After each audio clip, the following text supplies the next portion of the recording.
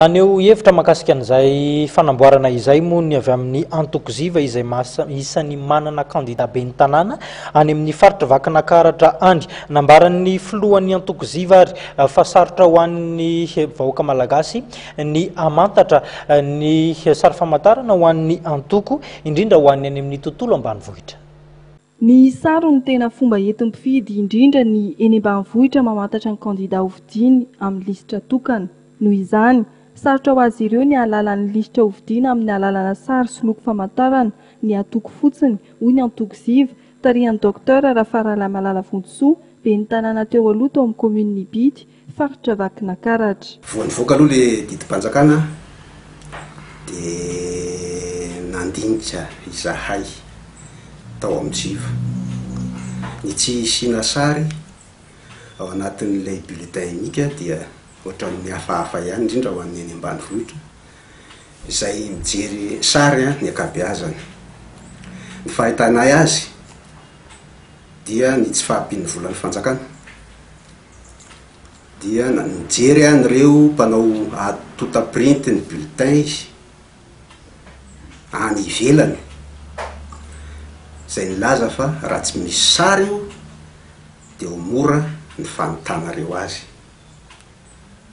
Dia izay no lalana ny zoran'ny senita araky ny eritreritra hoe tsy asiana sary dia mora ny impression.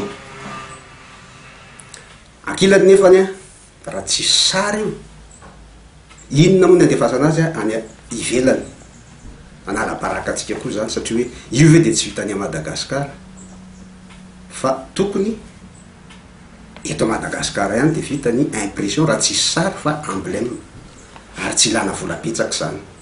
Ho an'ny antokoziva mety hanomevahana ny candidat toana amin'ny fanjakana amin'ny fanotana bilitam-pifidianana amin'ny toerana tokana mba hitovian'ny candidat rehetra lenta amin'ny fifidianana be ny tanàna sy mpanolontsaina.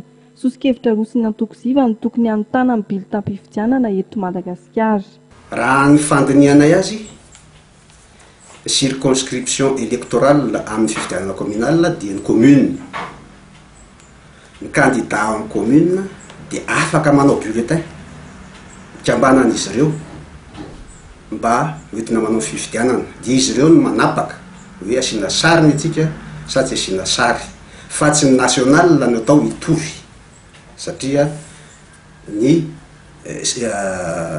élection dia ao amin'ny commune no mandeha ka tokony ny commune no manapa-kevitra zay candidat 9 sy 10 ao hoe hanao bulletin tsika ity ny vola ho lany asiana sariny atsika io bulletin io apetraka ao amin'ny OVEC apetraka ao amin'ny HCCC salamy natao taloha dia anjaran'ny fanjakana manaparitaka azy rehefa avy eo.